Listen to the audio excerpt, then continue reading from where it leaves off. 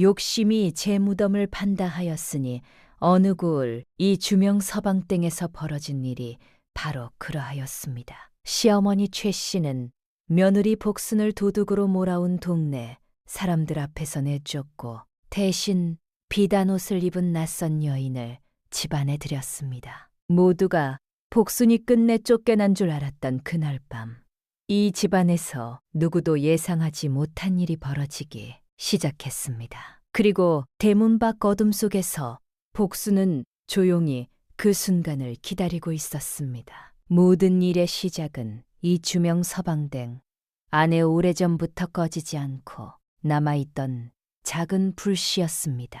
이 주명은 중인 출신으로 포목 장사를 하며 제법 재산을 모은 사람이었습니다. 그의 집은 기와집은 아니었으나 초가집치고는 제법 큰 집이었고 마당도 넓고 살림도 넉넉한 편이었습니다. 굴물 걱정은 없는 집이었지요. 하지만 돈이 있다고 집안에 평안까지 깃드는 것은 아니었습니다. 이 집에는 하루도 조용한 날이 없었습니다. 시어머니 최 씨와 며느리 복순 사이에 오래 묵은 골이 있었고 그 골은 날이 갈수록 깊어지고 있었기 때문입니다. 그 중에서도 최 씨가 가장 못마땅해 한 것은 복순의 출신이었습니다. 복순은 친정이 가난하였습니다. 아버지를 따라 어릴 때부터 장터를 떠돌았고 포목전에서 배를 팔고 싸전에서 쌀을 나르며 자랐습니다.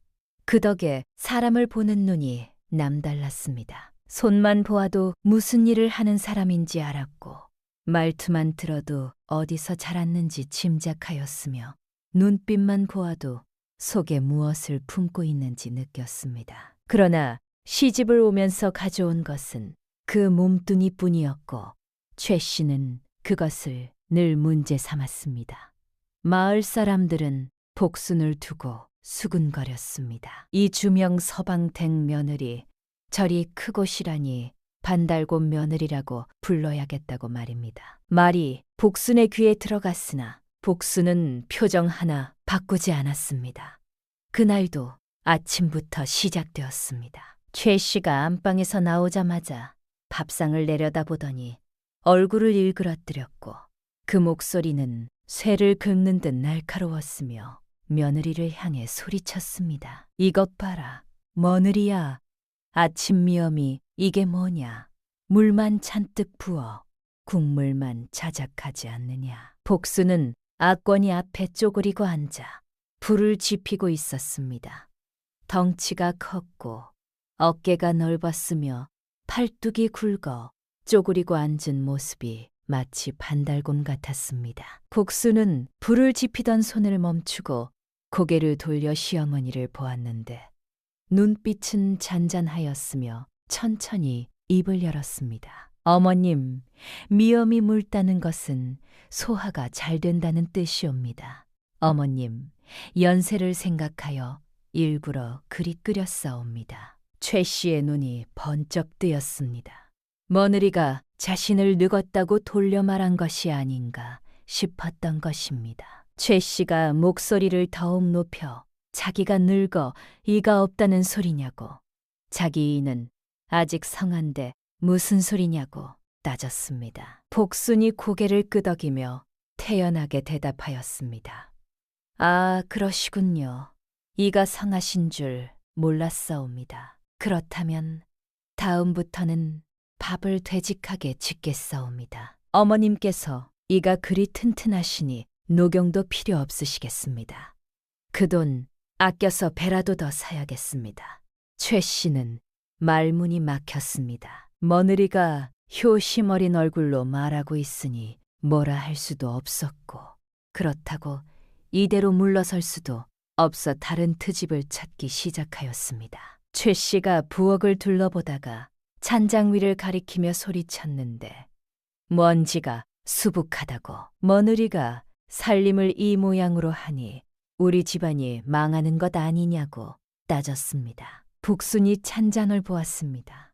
먼지가 조금 있기는 하였으나 대수롭지 않은 정도였고 복순이 다시 시어머니를 보며 차분하게 말하였습니다. 어머님, 먼지가 보이신다는 것은 어머님 눈이 밝으시다는 증거이옵니다. 어제 닦았는데도 그리 잘 보이시다니 눈이 정말 좋으시옵니다. 혹시 먼데 계신 귀신도 보이시는 것 아니옵니까? 최 씨의 얼굴이 붉어졌습니다. 며느리가 자신을 귀신 보는 노망난 사람 취급하는 것 같았고 약이 올랐으며 그러면서도 효심 어린 말투로 하니 화를 낼 수도 없어 이를 갈았습니다. 최 씨가 입을 열었다 다시 닫았습니다. 반박할 말이 없었기 때문이었습니다. 그리고 다시 마지막 패를 꺼내들었습니다. 며느리가 아무리 말을 잘해도 소용없다고, 혼수도 제대로 안 가져오고 빈손으로 시집 왔지 않느냐고, 입을 한 채 반반한 것 없었다고 소리쳤습니다. 이것은 최 씨가 늘 꺼내드는 무기였습니다. 복순의 친정은 가난하였고 혼수를 제대로 마련하지 못하였으며 최 씨는 그것을 늘 문제 삼았습니다. 최 씨는 이번에야말로 며느리가 고개를 숙이고 눈물을 흘릴 것이라 기대하였습니다. 하지만 복순은 눈물을 흘리지 않았습니다. 오히려 자신의 굵은 팔뚝을 번쩍 들어 보이며 담담하게 말하였습니다. 어머님 말씀이 맞사옵니다. 저의 친정이 가난하여 혼수를 제대로 못 가져온 것은 사실이옵니다. 하지만 저는 빈손으로 온 것이 아니라 이 몸뚱이를 가져왔사옵니다. 이 팔로 물을 길어 나르고, 이 팔로 빨래를 하고, 이 팔로 밭을 갈고, 이 팔로 장작을 패옵니다. 혼수로 가져온 이불은 해지면 버려야 하지만 이 몸뚱이는 평생 쓸 수 있사옵니다. 어머님, 어느 것이 더 남는 장사이옵니까? 최 씨는 다시 한번 말문이 막혔습니다. 며느리의 말이 틀린 것도 아니었고 실제로 복수는 집안일을 혼자 도맡아 하고 있었으며 집이 주인 장삿집이라 남자일도 척척 해냈습니다. 최 씨는 화가 치밀어 올랐으나 반박할 말이 없었고 결국 건방지다고 말댔구나 한다고 고함을 지른 뒤 부엌을 나가며 문을 쾅 닫았습니다. 소리가 집안을 울렸고 사랑방에서 장부를 보던 이 주명도 한숨을 쉬었습니다. 복수는 다시 앞거시 쪽으로 고개를 돌렸는데 불을 지피기 시작하였으며 입가에는 미세한 미소가 떠올랐습니다. 최 씨는 안방으로 돌아가 이불을 뒤집어 쓰고 누웠습니다. 화가 나서 견딜 수가 없었고 이대로는 안 되겠다고 생각하였습니다. 말로는 안 되겠구나. 저 반달곰 같은 것을 내쫓으려면 다른 방법이 필요하다. 아들만 내 편이 되면 며느리를 쫓아낼 수 있을 것이라 판단하였습니다. 그리고 새 며느리를 들여야겠다고 혼수 두둑이 가져오고 얌전하고 순한 며느리를 들이면 좋겠다고 생각하며 이불 속에서 음흥하게 웃었습니다. 저녁이 되자 이 주명이 사랑방에서 나와 안방으로 들어갔습니다. 최 씨는 아들을 보자 눈물을 글썽이며 하소연하였고 이 주명은 난처한 표정을 지었습니다. 어머니 말도 들어야 하고 아내 편도 들어야 하는데 어느 쪽도 제대로 들 수 없어 항상 곤란하였던 것입니다. 이 주명이 조심스럽게 복순이 말대꾸를 했다기보다는 그저 설명을 드린 것이 아니겠느냐고 말하자 최 씨의 눈이 번쩍 뜨였습니다. 내가 지금 내 어미보다 며느리 편을 드는 것이냐? 이 주명이 급히 손을 저으며 변명하였으나 최 씨는 눈물을 뚝뚝 흘리며 차라리 죽는 게 낫겠다고 울먹였습니다. 이 주명은 당황하여 어머니를 달랬고 최 씨는 울면서도 속으로 다짐하였습니다. 그래, 그 계집을 데려와야겠다고.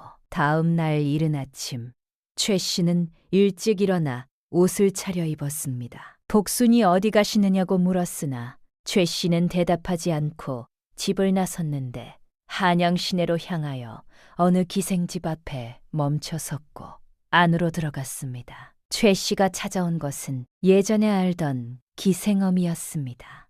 기생어미는 최 씨를 반갑게 맞이하였고 차를 내왔으며 무슨 일로 오셨느냐고 물었습니다. 최 씨가 속내를 털어놓았는데 영리하고 예쁜 기생 하나를 빌려달라고 우리 집에 머물게 하고 싶다고 말하였습니다. 기생어미가 눈을 반짝이며 무슨 속셈인지 물었고 최 씨가 의묵하게 웃으며 머느리를 내쫓고 새 머느리를 드릴 생각이라고.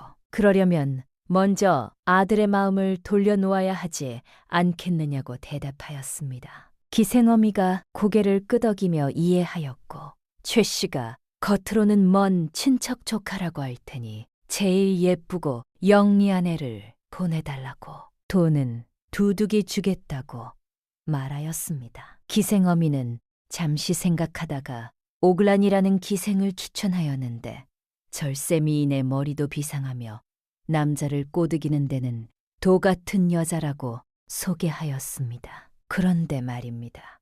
기생어미가 목소리를 낮추어 덧붙였습니다. 아이, 이 고을에서만 새 집을 털었사옵니다.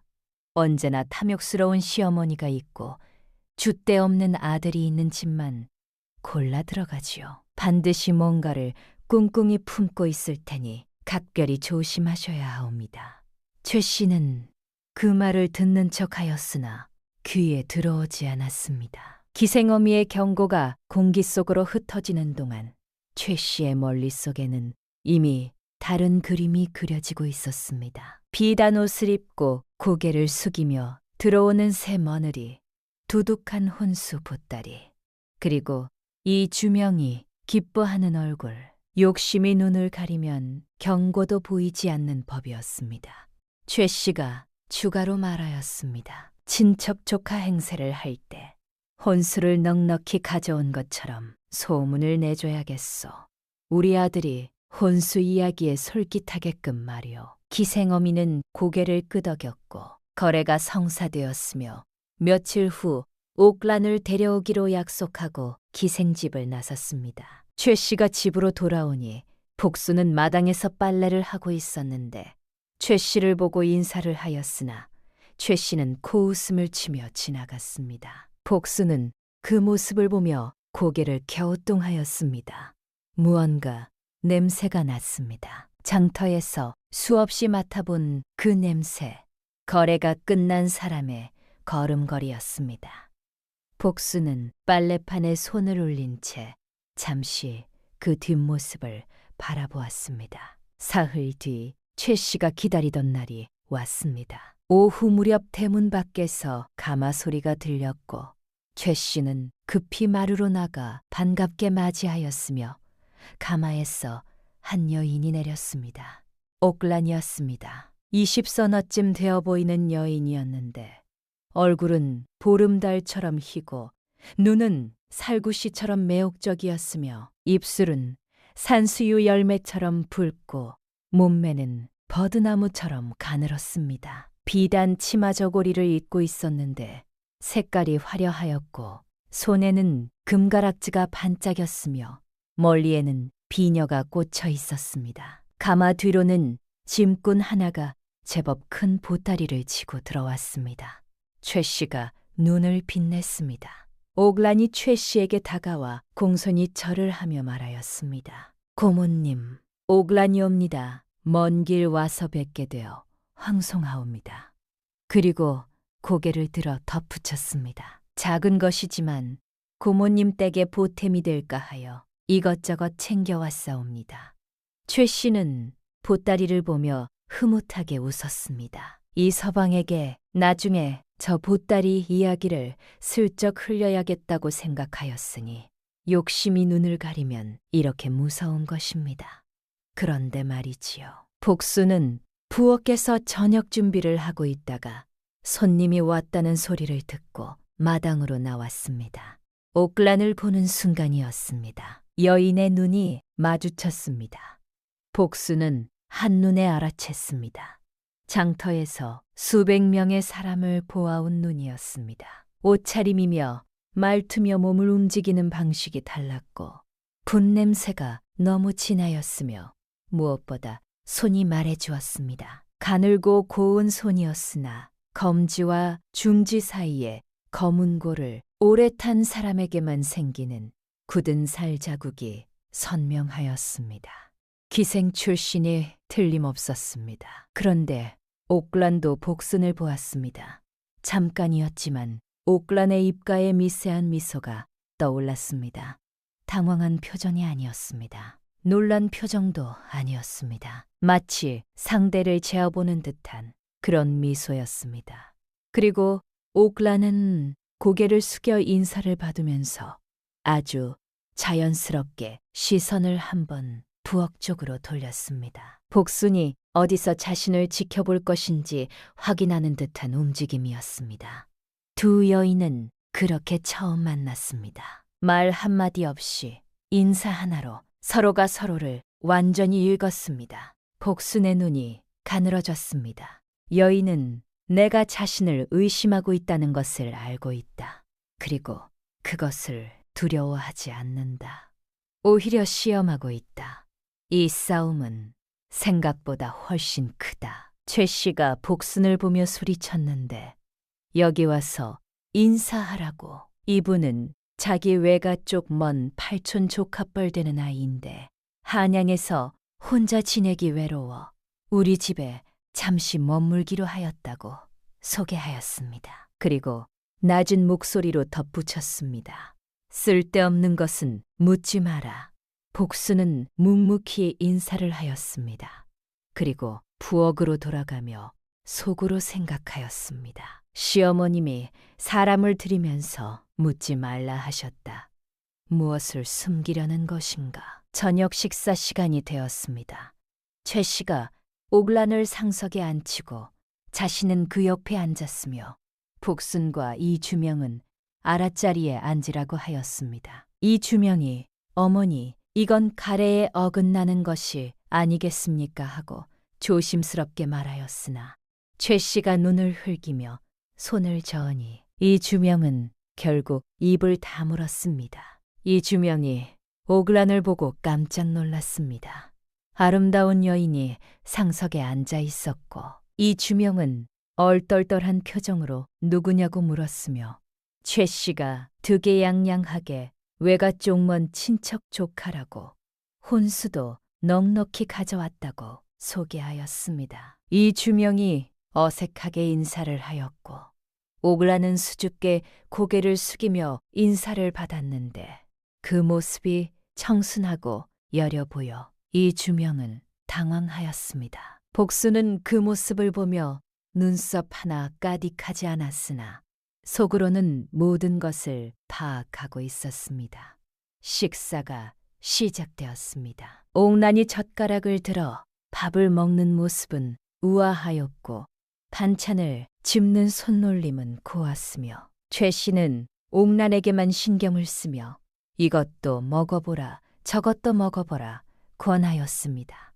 옥란이 최 씨에게 감사하다고 모님 덕분에 이렇게 좋은 집에서 머물게 되어 황송하다고 아양을 떨었고 최 씨가 기뻐하며 우리 집을 제 집처럼 편하게 생각하라고 대답하였습니다. 복순은 조용히 밥을 먹고 있었는데 최 씨가 갑자기 복순을 보며 소리쳤습니다.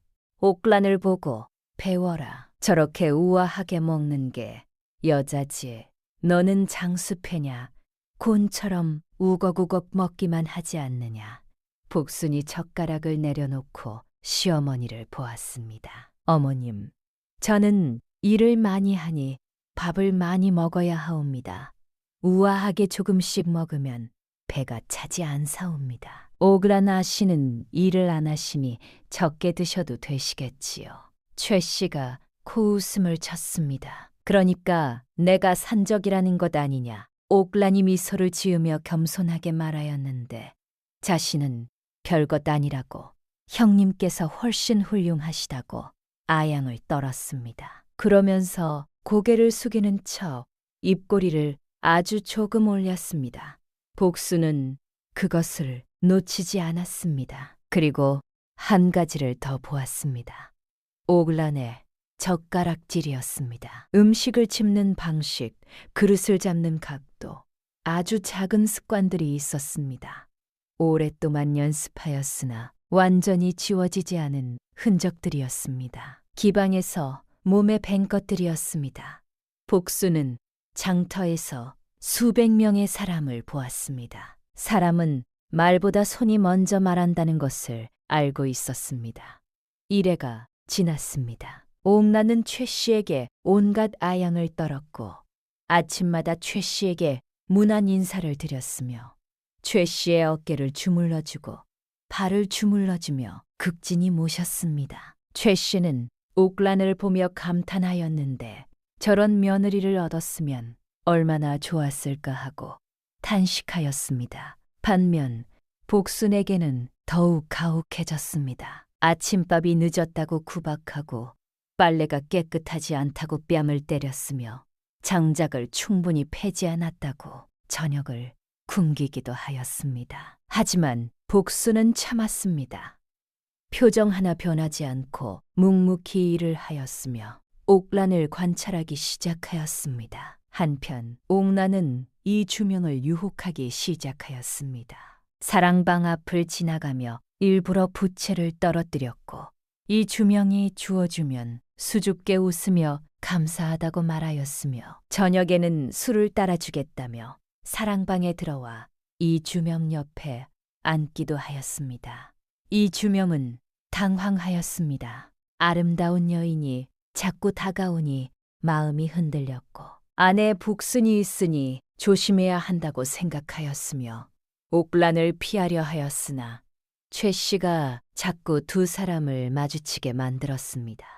그러던 어느 날 밤이었습니다. 자정이 넘은 시각, 복수는 부엌에서 다음 날 아침 준비를 하고 있었는데 창문 틈으로 마당을 보니 옥란이 검은 두루마기를 걸치고 몰래 대문 쪽으로 향하는 것이 보였습니다. 복수는 숨을 죽이고 지켜보았는데 옥란은 주위를 살피더니 담을 가볍게 넘어 밖으로 나갔고 그 동작이 능숙하여 여러 번 해본 것이 분명하였습니다. 한 식경쯤 지나자 옥란이 다시 담을 넘어 들어왔는데 손에는 작은 보자기를 들고 있었고 사랑방으로 몰래 들어가는 것이 보였습니다. 복순의 눈빛이 매섭게 빛났습니다. 저 계집이 무언가 꾸미고 있다는 것을 확신하였고 기회를 노리기 시작하였습니다. 어느 날 저녁 최 씨가 옥란과 단둘이 이야기를 나누고 있었습니다. 최 씨가 옥란에게 우리 아들이 어떠냐고 괜찮은 남자 아니냐고 넌짓이 떠보았고 옥란이 수줍게 웃으며 겸손을 떨었습니다. 최 씨가 옥란의 손을 잡으며 말하였습니다. 무슨 소리냐? 네가 우리 며느리가 되면 얼마나 좋겠느냐. 저 반달곰 같은 것 말고 너같이 예쁜 며느리를 얻고 싶구나. 옥란이 놀란 척 고개를 저었으나 눈빛은 반짝이고 있었습니다. 그리고 자연스럽게, 아주 자연스럽게 시선을 부엌 쪽으로 한번 돌렸습니다. 밖, 어둠 속이었습니다. 아무것도 보이지 않았습니다. 하지만 옥란은 알고 있었습니다. 복순이 거기 있다는 것을. 그리고 복순도 알고 있었습니다. 옥란이 알고 있다는 것을. 두 사람은 한 번도 눈을 마주치지 않은 채로 서로가 서로를 완전히 보고 있었습니다.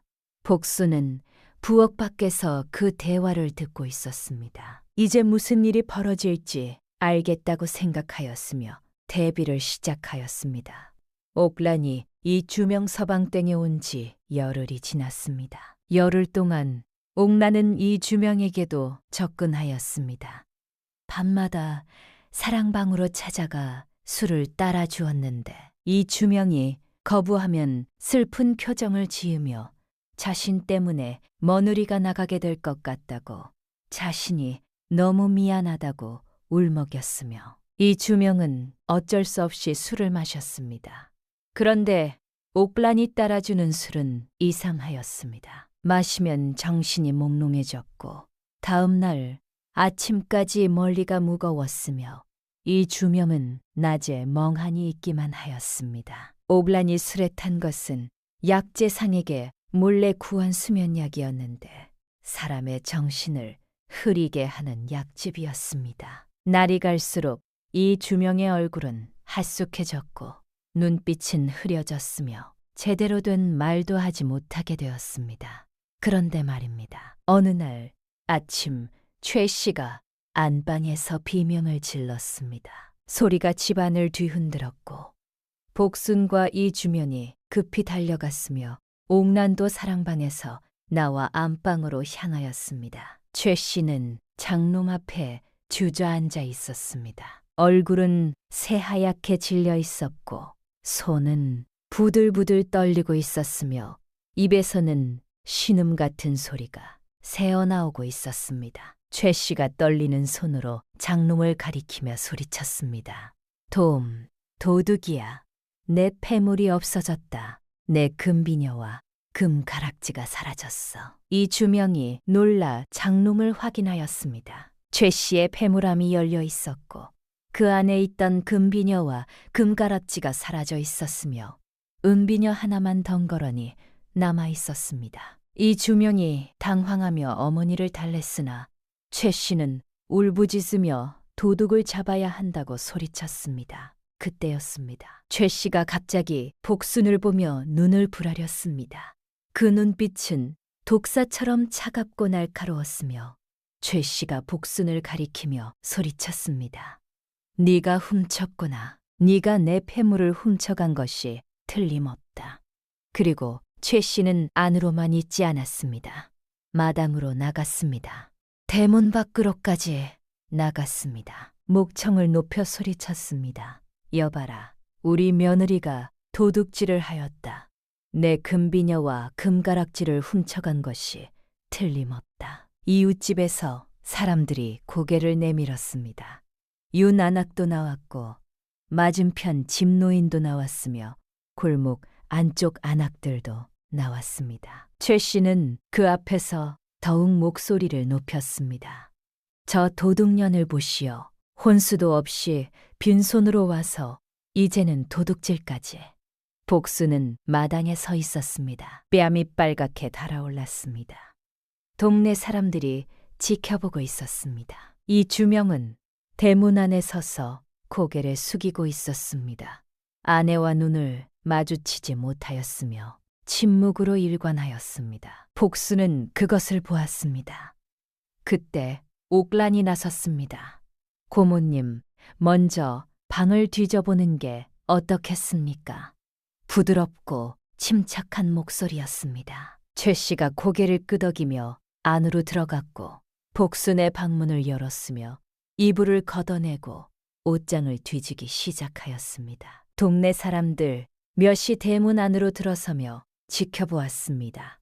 최 씨가 이불 밑을 뒤지다가 무언가를 발견하고 비명을 질렀습니다. 이불 아래 깊숙한 곳에서 작은 보자기가 나왔고 최 씨가 그것을 펼치자 금비녀와 금가락지가 나왔으며 바로 최 씨의 폐물이었습니다. 최 씨의 얼굴이 승리감으로 일그러졌습니다. 이 주명은 믿을 수 없다는 표정으로 아내를 보았고 옥란은 놀란 척하며 입을 가렸으며 동네 사람들 사이에서 술렁임이 일었습니다. 복순이 말하였습니다. 어머님, 저는 그것을 훔친 적이 없사옵니다. 누군가 제 방에 몰래 숨겨둔 것이옵니다. 그런데 한 가지 여쭙겠사옵니다. 보자기에 매듭을 보셨사옵니까? 저는 매듭을 저리 묶지 않사옵니다. 그리고 저 보자기에서는 분 냄새가 납니다. 제가 분을 쓰지 않는다는 것은 어머님이 가장 잘 아시옵니다. 순간 마당이 조용해졌습니다. 최 씨의 눈이 흔들렸습니다. 그러나 이미 많은 사람들이 보고 있었고 이대로 물러설 수 없었습니다. 최 씨가 소리쳤습니다. 변명도 제대로 해라. 당장 짐 싸서 나가지 못할까. 그리고 복순의 뺨을 후려쳤는데 그 소리가 마당을 울렸고 복순의 뺨이 빨갛게 부어올랐으며 동네 사람들이 숨을 죽였습니다. 이 주명이 그 광경을 보았습니다. 아내가 뺨을 맞는 것을 보았습니다. 아내의 얼굴에 핏기가 오르는 것을 보았습니다. 그런데도 이 주명은 발을 떼지 못하였습니다. 목구멍까지 말이 올라왔으나 입 밖으로 나오지 않았습니다. 옆집 노인이 이 주명을 쳐다보았습니다. 윤 안악도 이 주명을 쳐다보았습니다. 남편이라는 사람이 아내를 변호하지 않는다는 것을 다들 보고 있었습니다. 이 주명은 그 시선들을 느꼈으나 여전히 발을 떼지 못하였습니다. 그리고 고개를 돌렸습니다. 복수는 그것을 보았습니다. 남편이 자신을 믿지 못한다는 것을 알았고 남편이 어머니 편을 들었다는 것을 깨달았으며 더 이상 변명할 필요가 없다고 판단하였습니다. 복순이 고개를 끄덕이며 말하였습니다. 알겠사옵니다. 제가 나가겠사옵니다. 복순은 자신의 방으로 가서 짐을 썼습니다. 많지 않았습니다. 옷 몇 벌과 신 한 켤레, 그리고 친정에서 가져온 작은 놀이개가 전부였고 그것들을 보따리에 담았으며 방을 나섰습니다. 짐을 싸는 동안 복수는 울지 않았습니다. 억울하지 않았다고 하면 거짓말이었습니다. 하지만 지금은 울 때가 아니었습니다. 아직 할 일이 남아 있었습니다. 그때였습니다. 복순이 마지막으로 방 안을 돌아보았습니다. 앞곳이 곁 벽에 걸어두었던 낡은 배 조각이 눈에 들어왔는데 소매 끝이 닳아서 손수 여러 번 기운 흔적이 있었고 그 촘촘한 바느질 자국이 달빛에 드러났습니다. 복수는 잠시 그것을 바라보았습니다. 그리고 그 배 조각을 품 안에 넣었습니다. 손이 한 번, 아주 한 번 주먹을 쥐었습니다. 그리고 방을 나섰습니다. 마당으로 나온 복순을 최 씨가 비웃으며 바라보고 있었습니다. 동네 사람들도 아직 남아 지켜보고 있었습니다. 옥나는 사랑방 문 앞에 서서 승리감에 찬 미소를 짓고 있었고 이주명은 사랑방 안에서 고개를 숙이고 있었으며 복순은 그 모든 것을 보았습니다. 복순이 대문을 향해 걸어갔습니다. 느린 걸음이었으나 흔들림이 없었고 등은 곧게 펴져 있었으며 보따리를 든 손은 떨리지 않았습니다. 옥란을 지나가는 순간 복순이 걸음을 멈추었습니다. 복순이 옥란의 귀에 대고 속삭였습니다. 꼬리가 너무 길면 밟히는 법이다. 목 씻고 기다려라. 목소리는 낮았으나 또렷하였고 차가웠으나 위협적이었으며 옥란의 얼굴에서 미소가 사라졌습니다. 복수는 더 이상 옥란을 보지 않고 대문을 나갔으며 그 뒷모습은 패배한 사람 같지 않았고 오히려 사냥을 준비하는 포식자 같았습니다. 대문이 닫혔습니다. 그런데 말입니다. 대문이 닫히는 소리가 사라지자마자 옥란은 잠시 그 자리에 서 있었습니다. 미소가 사라진 자리에 다른 표정이 떠올랐는데 그것은 두려움이 아니었습니다. 오히려 눈빛이 더욱 날카롭게 빛났습니다. 옥란은 낮게 중얼거렸습니다. 역시 보통 계집이 아니구나. 조심해야겠어. 그리고 돌아서며 생각하였습니다. 오늘 밤 복순이 어디로 갔는지 확인해야 한다. 그리고 동생 뻔되는 연락책에게 전가를 보냈습니다. 복순이 마을을 떠났는지 확인하라고. 만약 아직 마을에 있으면 소문을 내라고, 폭들이라고, 퍼뜨리라고. 옥나는 스스로 생각하기에 치밀하였습니다. 상대가 마을에 없다고 확신한 다음에 움직여야 안전하다는 것을 경험으로 알고 있었습니다. 한편 복수는 대문을 나선 뒤 발걸음을 멈추지 않았습니다. 곧장 옆 골목을 돌아 오랫동안 알고 지낸 윤난학의 집 앞에 멈춰 섰습니다. 살인문을 두드렸습니다. 윤난익이 나왔고 복순의 사정을 듣더니 말없이 방을 내어주었습니다. 복순은 보따리를 내려놓으며 윤난학에게 낮은 목소리로 말하였습니다. 부탁이 있사옵니다. 첫째, 저 집 담장 곁에 눈 하나만 빌려주십시오. 무슨 일이 생기면 제게 알려주십시오. 둘째, 내일 아침 일찍 관아에 가셔서 포조를 불러주십시오. 제가 편지를 한 통 드릴 테니 그것을 삿돈께 전해달라고 하십시오. 셋째, 저 집에서 이상한 소리가 나거든 곧장 달려오십시오. 저도 그쪽에 있을 것이옵니다. 유난하기 물었습니다. 위험하지 않겠느냐? 복순이 대답하였습니다. 제가 알아서 하겠사옵니다. 걱정 마십시오. 윤난학은 아무것도 묻지 않고 고개를 끄덕였습니다. 오랫동안 이웃으로 지낸 사람이었습니다. 복순이 어떤 사람인지 알고 있었습니다. 복순은 그날 밤 편지 한 통을 썼습니다. 옥란이 기생 출신의 사기꾼이라는 것, 이미 다른 고을에서도 같은 수법을 썼다는 것, 오늘 밤이나 내일 밤 안에 이 주명 서방댁에서 사건이 날 것이라는 것을 적었습니다. 그리고 덧붙였습니다. 보자기 안에 집문서와 땅문서가 들어있을 것이니 그것이 증거이옵니다. 또한 폐물을 숨겼던 보자기에서 분냄새가 날 것이고 매듭은 기생들이 쓰는 방식으로 묶여 있을 것이옵니다. 복수는 편지를 쓰면서 한 가지를 더 생각하였습니다. 옥란이 연락책을 통해 자신이 마을을 떠났다는 소문을 퍼뜨릴 것이 분명하였습니다. 장터 바닥에서 자란 사람이었습니다. 사람들이 속임수를 쓸 때 어떤 식으로 안전을 확인하는지 복수는 알고 있었습니다. 그렇다면 그 소문을 역으로 이용할 수 있었습니다. 옥란이 자신을 없는 사람으로 확신하는 그 순간이 바로 움직일 때였습니다. 복수는 편지를 접어 품에 넣었습니다.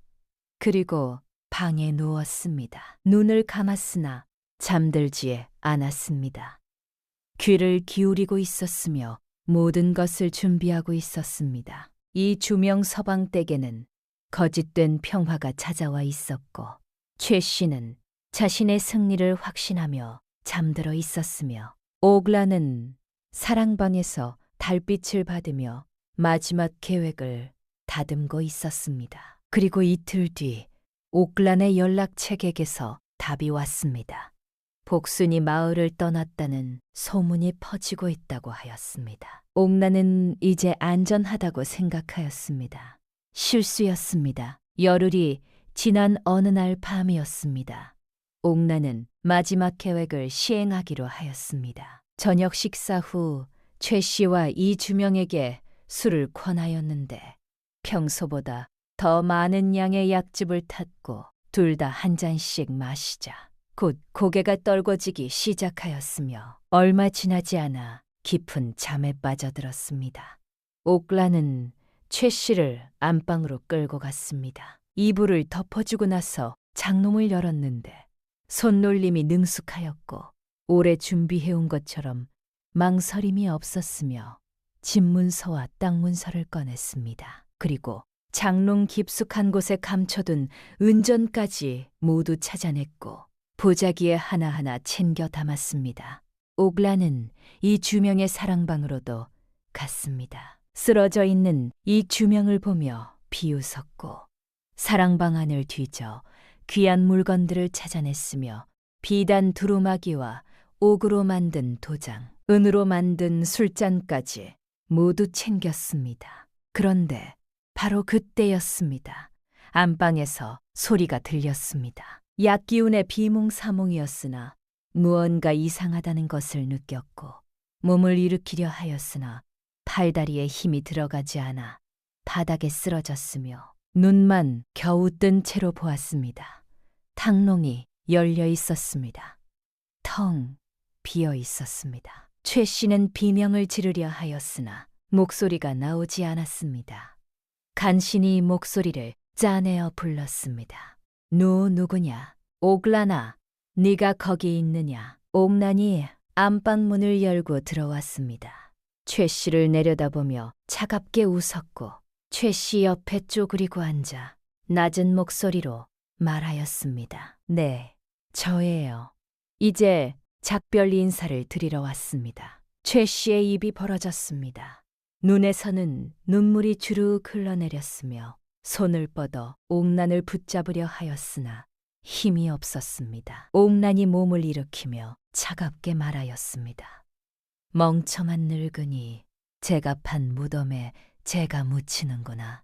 잘 가요. 그리고 돌아섰습니다. 옥란이 마당으로 나오자 담 너머에서 남자의 목소리가 들렸습니다. 옥란의 공범인 돌쇠였고 미리 약속한 대로 담 밖에서 기다리고 있었으며 옥란이 보자기를 담 너머로 던지자 남자가 받았습니다. 잘 받았어. 빨리 넘어오시오. 옥란도 담을 넘으려는 순간이었습니다. 대문이 천천히 열렸습니다. 삐걱거리는 소리를 내며 열렸고 달빛이 대문 안으로 비쳐 들어왔으며 그 빛 속에 거대한 그림자가 나타났습니다. 복순이었습니다. 손에는 굵은 몽둥이를 들고 있었고 표정은 차갑게 굳어 있었으며 눈빛은 사냥꾼의 눈빛이었습니다. 복순 뒤로 윤난하게 그림자도 보였습니다. 그리고 골목 어귀에는 횃불을 든 포졸셋이 서 있었습니다. 복순이 천천히 마당으로 들어왔고 옥란과 마주쳤으며 옥란의 얼굴이 새하얗게 질렸습니다. 복순이 낮게 말하였습니다. 어딜 그리 급히 가시나, 조카님. 옥란의 얼굴에서 핏기가 사라졌습니다. 복순이 돌아온 것은 알았습니다. 그러나 포졸들이 이미 와 있을 줄은 몰랐습니다. 전가를 보낸 연락책도 복순이 마을을 떠났다는 소문도 모두 복순이 꾸민 것이었습니다. 복순은 처음부터 알고 있었습니다. 옥란이 그 전가를 어떻게 이용할지를. 옥란은 자신이 치밀하다고 생각하였습니다. 그러나 상대는 장터에서 자란 사람이었습니다. 속임수의 냄새를 맡고 자란 사람이었습니다. 옥란이 놓친 것은 바로 그것이었습니다. 담 너머에서 돌쇠가 이상함을 느꼈고 담을 넘어 마당 안으로 뛰어들었습니다. 30쯤 되어 보이는 간장한 남자였고 허리춤에는 칼을 차고 있었으며 복순을 보자 눈을 부라렸습니다. 돌쇠가 칼을 빼들며 위협하였습니다. 이것 봐라. 갯집 비켜서지 못할까. 우리 일에 끼어들면 다친다. 복순은 대답하지 않았습니다. 저 몽둥이를 어깨에 걸치고 돌쇠를 바라보고 있었는데 눈빛은 차갑고 무섭게 빛나고 있었습니다. 돌쇠가 칼을 휘두르며 복순에게 달려들었습니다. 칼날이 달빛에 번쩍이며 날아왔습니다. 하지만 복순은 움직이지 않고 서 있었는데 칼이 눈앞까지 다가온 순간에야 몸을 살짝 비틀었고 칼날이 복순의 옷깃을 스치고 지나갔으며 복순은 아무런 상처도 입지 않았습니다. 돌쇠가 당황하여 다시 칼을 휘두르려는 순간이었습니다. 복순의 손이 번개처럼 움직였습니다. 칼을 쥔 돌쇠의 손목을 덥석 잡았고 그대로 비틀었으며 칼이 손에서 떨어져 나가 땅에 꽂혔습니다. 기술이 아니었습니다. 그냥 힘이었습니다. 쇠를 구부리는 것 같은 그런 힘이었습니다. 돌쇠가 비명을 지르며 손목을 감싸쥐었습니다. 복순이 그 틈에 몽둥이로 돌쇠의 정강이를 후려치자 돌쇠는 균형을 잃고 땅바닥에 쓰러졌습니다. 복순은 돌쇠를 더 이상 보지 않고 옥란을 향해 돌아섰습니다. 옥란은 재빨리 담을 타고 올라가려 하였는데 치마를 걷어 올리고 담벼락에 손을 걸쳤으며 필사적으로 기어올랐습니다. 하지만 복순이 더 빨랐습니다. 복순이 달려와 옥란의 치마를 잡아당겼고 옥란은 균형을 잃고 땅바닥에 떨어졌으며 보자기가 손에서 떨어져 나가 땅에 굴렀습니다. 복순이 보자기를 집어들었습니다. 무거웠고 안에는 집문서와 땅문서 그리고 감춰둔 은전이 가득 들어 있었으며 복수는 그것을 확인하고 고개를 끄덕였습니다. 포졸들이 마당 안으로 들어왔습니다. 복수는 빨래줄을 가져와 옥란과 돌소의 손목을 묶었는데 매듭이 단단하였고 풀 수 없을 정도로 꽉 조였으며 두 사람은 저항할 수 없었습니다. 새벽이 밝아왔습니다. 그리고 그 새벽에 동네 사람들이 모여들었습니다. 밤새 이 주명 서방댁에서 들린 소리가 사람들을 불러낸 것이었습니다. 윤 안악이 문을 열었고 이웃 노인도 나왔으며 어젯밤 복순이 도둑년이라 불리며 쫓겨나는 것을 보았던 안악들도 나왔습니다. 포졸 하나가 마당 가운데에 보자기를 내려놓았습니다. 그리고 천천히 보자기를 열었습니다. 집문서가 나왔습니다. 땅 문서가 나왔습니다. 감춰둔 은전이 쏟아졌습니다. 그리고 그 안에 약재가 든 작은 종이 봉투가 나왔습니다. 정신을 흐리게 하는 수면약이었습니다. 마지막으로 포졸이 꺼낸 것은 금비녀와 금가락지였습니다. 어제 복순의 방에서 나왔던 바로 그 폐물이었습니다. 포졸이 보자기를 들어 냄새를 맡았습니다. 그리고 말하였습니다. 이 보자기에서 분 냄새가 납니다. 매듭도 기생들이 쓰는 방식이요. 마당이 조용해졌습니다. 동네 사람들이 동시에 숨을 멈춘 것 같았습니다.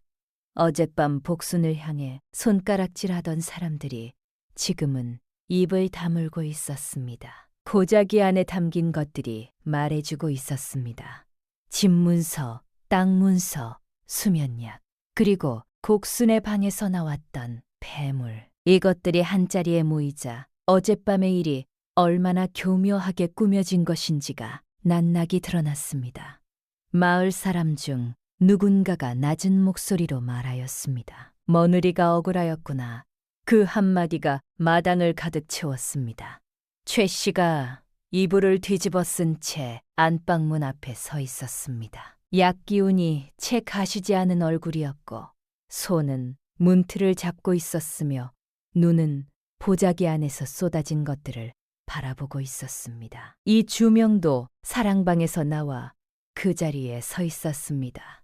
복순을 보았습니다. 복순은 포졸들 옆에 서서 보자기를 들고 있었는데 어젯밤 쫓겨났던 그 모습 그대로 보따리 하나를 옆에 두고 있었습니다. 패배한 사람 같지 않았습니다. 처음부터 이 자리에 있었던 사람 같았습니다.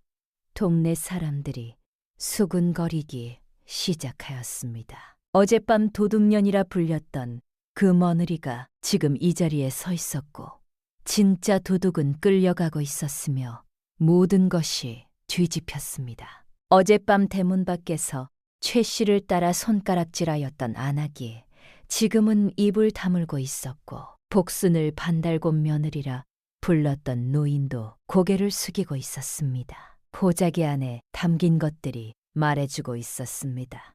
집문서, 땅문서, 수면약, 그리고 복순의 방에서 나왔던 폐물. 이것들이 한자리에 모이자 어젯밤의 일이 얼마나 교묘하게 꾸며진 것인지가 낱낱이 드러났습니다. 그러자 최 씨가 무릎을 꿇었습니다. 마당 한가운데에서 동네 사람들이 다 보는 앞에서 무릎을 꿇었습니다. 어제 이 마당에서 목청 높여 며느리를 도둑년이라 부르던 바로 그 최 씨가 지금 두 무릎을 땅에 붙이고 있었습니다. 최 씨가 떨리는 목소리로 말하였습니다. 내가 어리석었다. 내 며느리를 도둑으로 몰아 쫓아낸 것은 모두 내 잘못이다. 탐욕에 눈이 멀어 사기꾼을 집안에 들였고 훌륭한 며느리에게 도둑 누명을 씌웠다. 이것이 모두 내 죄다. 말이 끝나자 마당이 고요해졌습니다. 바람 한 줄기도 없었습니다. 어젯밤 복순을 향해 손가락질하던 사람들이 지금은 입을 다물고 있었고 그 침묵이 오히려 어떤 말보다 무거웠습니다. 유난악은 눈물을 훔쳤습니다. 동네 노인은 고개를 끄덕이며 혀를 찼습니다. 이 주명은 그 광경을 보며 고개를 들지 못하였습니다. 그때 이 주명이 앞으로 나섰습니다. 복순 앞에 섰습니다. 그리고 천천히 고개를 숙였습니다. 마당 안에 있는 사람들이 다 보고 있었습니다. 고개를 깊이 숙이며 말하였습니다. 내가 남편이면서 당신 하나 지켜주지 못했소. 도둑이 아닌 것을 알면서도 어머니 눈치를 보느라 입을 다물었소. 아름다운 여인이 다가올 때 마음이 흔들렸고 그 흔들림을 끝내 이기지 못하였소. 당신은 그 모든 것을 알면서도 이 집을 지켰는데 나는 그러지 못하였소. 이 주명의 목소리가 떨렸습니다. 동네 사람들이 지켜보고 있는 자리에서 그 말을 하는 것이 쉽지 않았을 것이었습니다. 그러나 이 주명은 끝까지 말하였습니다. 복수는 남편을 바라보았습니다. 말이 없었습니다. 하지만 그 눈빛은 더 이상 차갑지 않았습니다. 오글라는 끌려가면서도 뒤를 돌아보았는데 그 시선이 향한 곳은 복순이었습니다. 눈빛에는 두려움 대신 묘한 감탄이 섞여 있었고 복순은 그것을 무표정하게 받아냈습니다. 며칠 뒤 사돈의 판결이 내려졌습니다. 사돈은 오글라니 기생 출신의 사기꾼이라는 것, 이미 이웃 고을에서도 같은 수법으로 여러 집을 속였다는 것, 최 씨를 속이고 재산을 훔치려 했다는 것, 이 주명에게 약을 먹여 판단력을 흐리게 한 것을 모두 인정하였습니다. 옥라는 장형 100대를 맞고 관비로 보내어졌으며 돌쇠는 더 무거운 형을 받아 관아노비로 전락하였습니다. 복수는 집으로 돌아왔습니다. 최 씨는 안방에 누워 있었고 이 주명은 최 씨 곁에 앉아 있었으며 복순이 들어오자 둘 다 고개를 들었습니다. 복순이 보자기를 탁자 위에 내려놓았습니다. 탁 소리가 방 안에 울렸습니다. 집문서와 땅문서였습니다. 복순이 천천히 입을 열었습니다. 어머님, 서방님, 저는 이 문서들을 되찾아왔사옵니다. 이것은 어머님 것이옵니다. 제가 가질 것이 아니지요. 그리고 말을 이었습니다. 다만 한 가지만 말씀드리겠사옵니다. 앞으로 집안의 돈과 문서는 제가 맡아 지키겠사옵니다.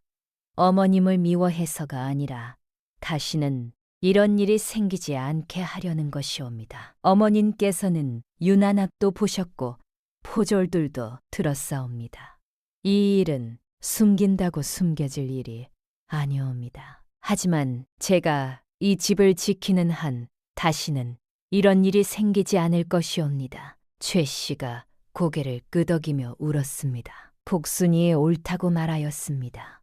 이 주명도 고개를 끄덕이며 말하였습니다.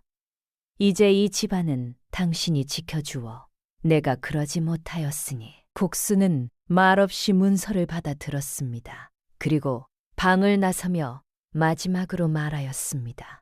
어머님, 저녁 드실 시간이옵니다. 따뜻하게 차려드리겠사옵니다. 평범한 말이었습니다. 그러나 그 말 안에는 많은 것이 들어있었습니다.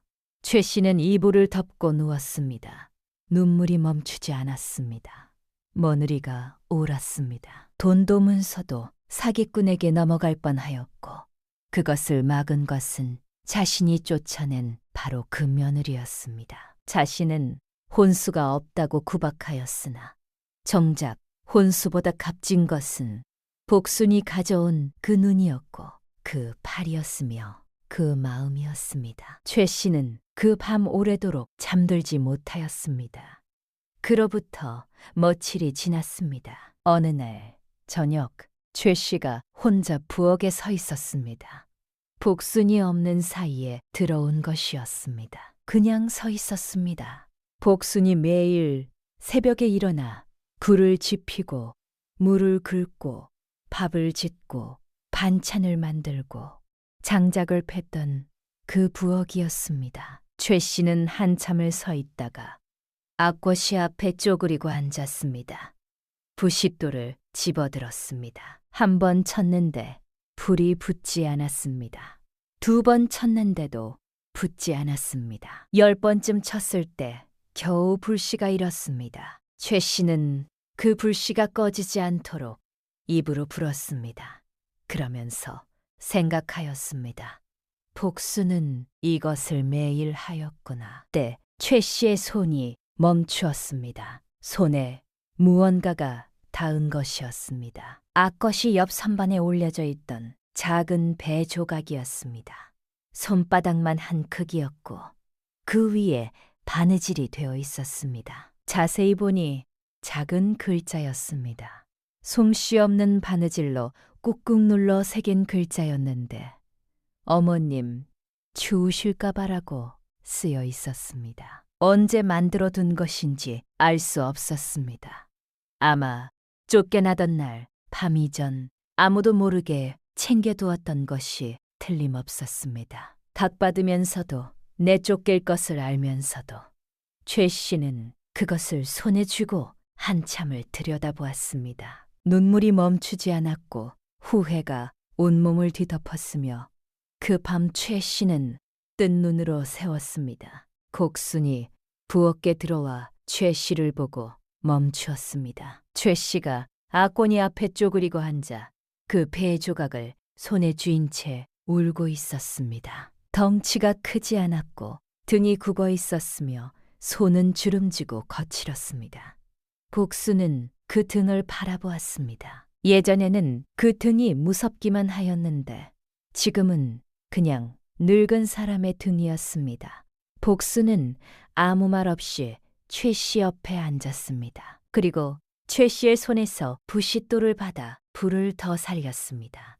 2 사람은 한동안 나란히 악꽃이 앞에 앉아 있었습니다. 말이 없었습니다. 하지만 그 침묵은 따뜻하였습니다.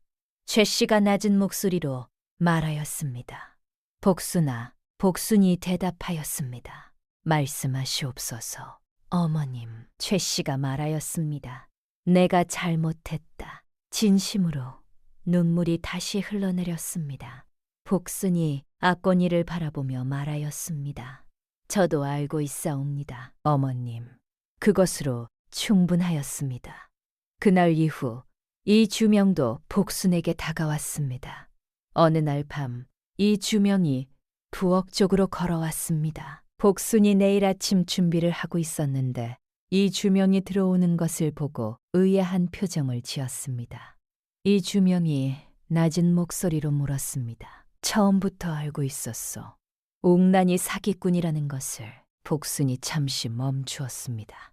그리고 천천히 대답하였습니다. 알았지요. 그래서 나온 겁니다. 안에 잠시 침묵이 흘렀습니다. 악것이 불이 타닥거리는 소리만 들렸습니다. 이 주명이 말하였습니다. 내가 당신을 믿었어야 했는데. 복수는 대답하지 않았습니다. 그저 불을 바라보다가 아무 말 없이 다시 내일 아침 준비를 시작하였습니다. 이 주명은 그 모습을 잠시 바라보다가 아무 말 없이 사랑방으로 돌아갔습니다. 말이 없었지만 그 침묵 안에는 오랜 말들이 다 들어 있었습니다. 날부터 이 주명 서방댁은 달라졌습니다. 최 씨는 여전히 복순의 말을 따랐으나 이제는 억지로가 아니라 진심으로 따르고 있었고 복순도 최 씨를 존중하며 대하였으며 2 사람 사이에는 진짜 모녀 같은 정이 생겨났습니다. 아침이 되면 최 씨는 먼저 일어나 구억대 물을 떠다 놓았습니다. 소리 없이 하는 일이었고 복순이 알아차리면 괜찮다고 할까봐 일부러 일찍 해두었습니다. 복순은 알면서도 모른 척하였습니다. 이 주명도 달라졌습니다. 장사를 마치고 돌아오면 전처럼 그냥 사랑방으로 들어가지 않고 부엌에 들러 복순에게 오늘 힘들지 않았느냐고 물었습니다. 복순은 별일 없사옵니다 하고 대답하였습니다. 그것으로 충분하였습니다. 어느 날 저녁 온 가족이 저녁 식사를 하고 있었습니다. 달빛이 창호지를 물들였고 상 위에는 복순이 차린 반찬들이 소박하게 놓여 있었습니다. 최 씨가 밥을 먹다가 복순을 보며 오늘 반찬이 정말 맛있다고, 복순 손맛이 갈수록 좋아진다고 칭찬하였고, 복순이 미소 지으며 내일은 어머님 좋아하시는 미어조림을 해드리겠다고 대답하였습니다. 최 씨가 고개에 끄덕이며 말하였습니다. 아이고, 그거 참 좋구나. 이 주명도 웃으며 우리 집이 이렇게 평화로운 적이 없었던 것 같다고. 복순 덕분이라고 말하였으나 복순은 고개를 저으며 어머님께서 변하셨기 때문이라고 대답하였습니다. 잠시 침묵이 흘렀습니다. 최 씨가 고개를 끄덕이며 조용히 말하였습니다. 내가 늦게나마 정신을 차렸다. 욕심 부리지 말고 있는 것에 감사하며 살아야 한다는 것을 이제야 깨달았다. 세 사람은 잠시 말이 없었습니다. 아꽃이 불이 멀리서 타닥거리는 소리만 들렸습니다. 고요함이 어느 말보다 따뜻하였습니다. 그로부터 한참의 세월이 흘러 최 씨가 노한으로 병석에 누웠습니다. 복수는 밤낮으로 최 씨를 간호하였고 약을 다려 먹였으며 손을 잡고 위로하였습니다. 어느 날 밤 최 씨가 복순의 손을 잡고 낮은 목소리로 말하였습니다. 복순아, 나는 그때 왜 그랬을까? 복순이 최 씨의 손을 꼭 쥐며 대답하였습니다. 어머님, 사람은 다 그러하옵니다. 욕심이 눈을 가리면 가장 가까운 것이 가장 멀어 보이는 법이옵니다. 하지만 어머님께서는 결국 아셨잖사옵니까? 최 씨가 눈물을 흘리며 고개를 끄덕였습니다. 그리고 한참 후에 말하였습니다. 내가 처음부터 네 마음을 알았더라면 좋았을 텐데. 복순이 웃으며 말하였습니다. 지금 아셨으니 됐사옵니다, 어머님. 최 씨가 마지막으로 복순의 손을 꽉 쥐며 말하였습니다. 복순아, 너를 며느리로 맞은 것이 내 인생 최고의 행운이었다. 고맙다. 최 씨는 그렇게 평화롭게 눈을 감았고 복순은 눈물을 흘리며 최 씨를 보냈으며 마을 사람들은 모두 최 씨가 좋은 며느리 덕분에 편안한 생을 마감했다고 칭찬하였습니다. 옛말에 이런 말이 있지요. 사람이 아무리 탐욕에 눈이 멀어도 제 손으로 판 무덤에 제가 묻히는 법이라 하였으니 말입니다. 그리고 이런 말도 있습니다. 사람 됨됨이는 얼굴이 아니라 등에 달려 있다고 하였지요. 겸손한 척 웃는 얼굴보다 아무도 보지 않을 때 새벽에 일어나 앞꽃이 앞에 쪼그리고 앉는 그 등이 사람을 말해준다는 것이옵니다. 복수는 그런 사람이었습니다. 화려하지 않았고 고운 혼수도 없었으며 마을 사람들에게는 반달곰 며느리라 불렸습니다. 하지만 집이 기울어질 때 그것을 버틴 것은 그 두 팔이었고 집이 무너질 뻔할 때 그것을 막은 것은 그 눈이었으며 마침내 집에 진짜 평화가 찾아왔을 때 그것을 심은 것은 그 마음이었습니다. 욕심 많은 자는 결국 제가 만든 함정에 스스로 빠지고 사람을 겉모습으로 판단하는 자는 반드시 그 대가를 치르며 진심으로 집을 지키는 자는 소리 없이 그 집의 기둥이 되는 법이옵니다. 최 씨는 뒤늦게나마 그것을 깨달았고 복수는 그런 최 씨를 용서하였으며 두 사람은 마침내 진짜 모녀가 되었습니다. 혼수가 없어서 반달곰이라 불렸던 며느리가 그 집에서 가장 오래 기억될 사람이 된 것이옵니다.